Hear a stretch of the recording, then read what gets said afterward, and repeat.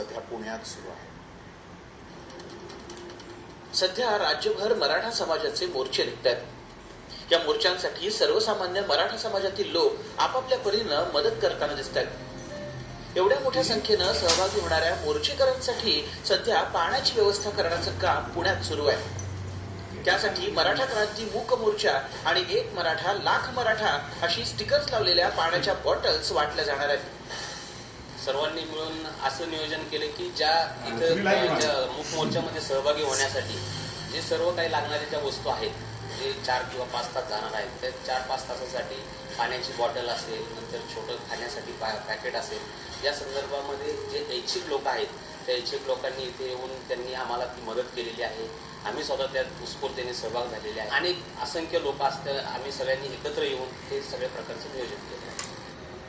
पुण्यातल्या भारती विद्यापीठ परिसरात राहणारे मराठा समाजातील नागरिक स्वतः खर्च करून हे नियोजन करतायत। या मोर्चामध्ये मोर्चेकरांची कोणत्याही प्रकारची गैरसोय होऊ नये यासाठी मराठा मोर्चाचे स्वयंसेवक दिवस रात्र परिश्रम घेत आहेत। राहुल वाघ, TV9 मराठी।